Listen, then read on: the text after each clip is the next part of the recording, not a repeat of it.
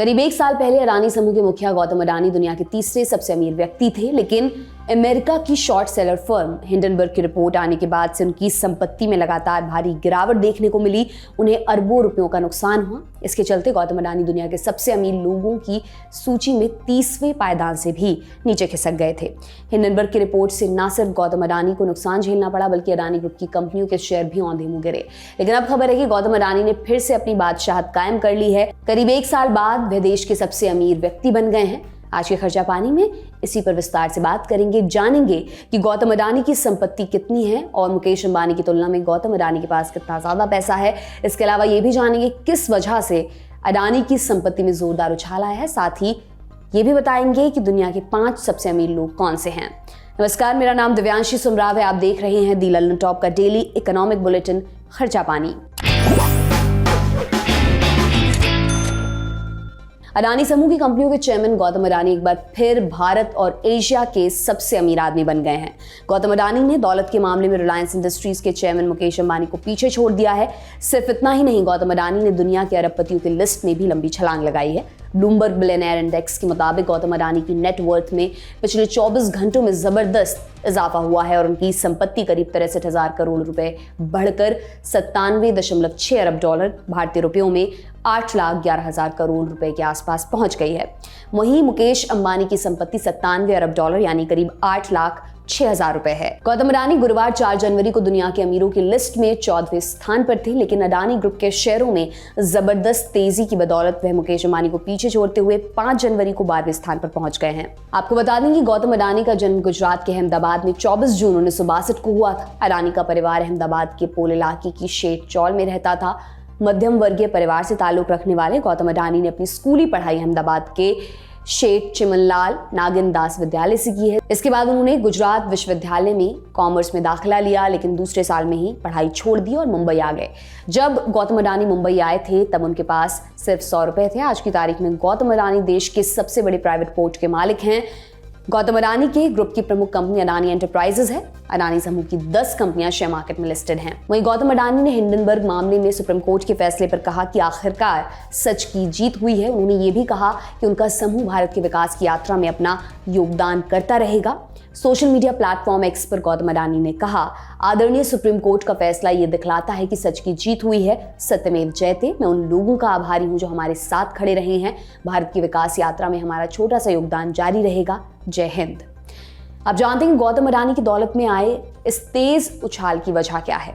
दरअसल अडानी हिंडनबर्ग मामले में सुप्रीम कोर्ट का फैसला आने के बाद गौतम अडानी की कंपनियों के शेयरों में तेजी देखी जा रही है। ऐसे में गौतम अडानी की नेटवर्थ में भी इजाफा हुआ है। हिंडनबर्ग केस में सुप्रीम कोर्ट के फैसले के बाद अडानी समूह के सभी 10 शेयरों में तेजी देखी गई थी। इसके बाद भी अडानी की कई कंपनियों के शेयरों में तेजी बनी हुई है। सुप्रीम कोर्ट ने इस मामले में सेबी की जांच को सही रास्ते पर बताया था। साथ ही 24 घंटे में बचे 2 और मामले की जांच के लिए मार्केट रेगुलेटर सेबी को 3 महीने का और वक्त दिया है। सुप्रीम कोर्ट का फैसला अडानी समूह के लिए बहुत बड़ी राहत की खबर माना जा रहा है।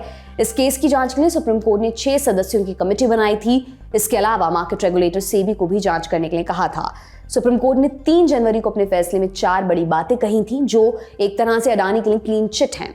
अपने आदेश में सुप्रीम कोर्ट ने कहा कि सेबी ने 22 मामलों की जांच पूरी की। 2 मामलों में 3 महीने के भीतर जांच पूरी करें। सेबी के रेगुलेटरी फ्रेमवर्क में दखल देने की अदालत की शक्ति सीमित है। इसके अलावा सुप्रीम कोर्ट ने कहा था कि जांच को सेबी से एसआईटी को ट्रांसफर करने का कोई आधार नहीं है। अब जान लेते हैं कि हिंडनबर्ग की रिपोर्ट सामने आने के बाद अडानी समूह को कितना नुकसान पहुंचा था और इस रिपोर्ट में क्या खास बातें थी। हिंडनबर्ग की रिपोर्ट में लगाए गए आरोपों के सामने आने के बाद कंपनी के शेयरों में जोरदार गिरावट दर्ज की गई थी।